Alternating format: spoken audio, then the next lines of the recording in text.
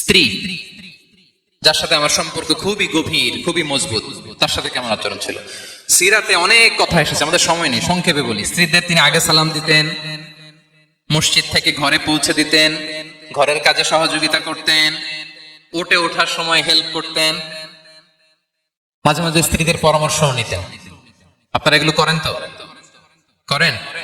এই যে আওয়াজ নাই, পেছনে কিন্তু ভাবিরা বসে আছে সবাই। উল্টাপাল্টা বললে এখানে উইটনেস আছে, খবর আছে আজকে। এগুলো করেন? করেন? হ্যাঁ, করতে হবে, করতে হবে। বিষ্ণু ইসলাম নিজ হাতে ঘরে উটের দুধ দহন করতেন, রুটি সেকা দিতেন, কাপড় সেলাই করতেন, এই কাজগুলো করতেন।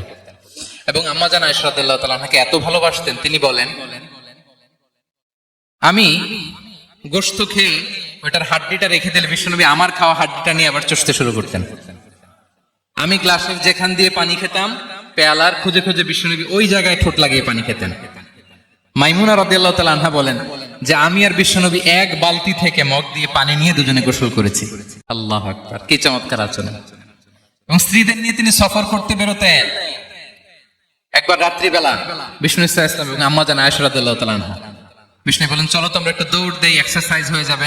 দুইজনে দৌড় দিলেন। তখন আম্মা জান আয়েশা রাদিয়াল্লাহু তাআলা আনহা একটু স্লিম ছিলেন, তো দৌড়ে বিশ্বনবী পিছে পড়ে গেলেন, আম্মা জান আয়েশা ফার্স্ট হয়ে গেলেন, আগে চলে গেলেন। বড্ড খুশি, উনি বিশ্বনবীকে হারিয়েছেন। আবার অনেক বছর পরে, তখন সময়ের ব্যবধানে আম্মা জান আয়েশা একটু হেলদি হয়ে গিয়েছেন, আগের মতো আর চিকন নেই। আবার বিশ্বনবী এক রাতে বললেন, আয়েশা চলো আজকে একটু এক্সারসাইজ করি, দৌড় দেই। দুজন মিলে দৌড় দিলেন। আজকে বিশ্বনবী আর আম্মা জান আয়েশাকে চান্স দেন নাই, তিনি জোরে দৌড়ে আম্মা জান আয়েশাকে রানার আপ করে দিলেন, উনি ফার্স্ট হয়ে গেলেন। এরপর কি বললেন জানেন? সুনান আবু দাউদের হাদিস, তিনি বললেন, ইয়া আয়েশা হাদিহি বিতিলকা সাবকা। দেখেন বিশ্বনবী মনে রাখছেন, নোটে রাখছেন। বিশ্বনবী বললেন, আয়েশা ওই যে এত বছর আগে কোন এক রাতে মরুভূমিতে দৌড়ে আমাকে হারাইছিলা, আজকে ওইটার বদলা নিয়ে নিলাম। তিলকা সাবকা, ওইটার বিনিময়ে এটা। ওই দিন তুমি জিতছিলা, আজকে তোমার উপর আমি জিতে গেলাম। কি হৃদ্যতা ছিল, কি সম্পর্ক ছিল স্ত্রীর সাথে। তাই বলে মনে করবেন না যে কোনো মনোমালিন্য হতো না, হতো। মানবিক যে ব্যাপারগুলো, মাঝে মাঝে একটু ছোটখাটো মিষ্টি ঝগড়া, একটু মনোমালিন্য, এটাও হতো।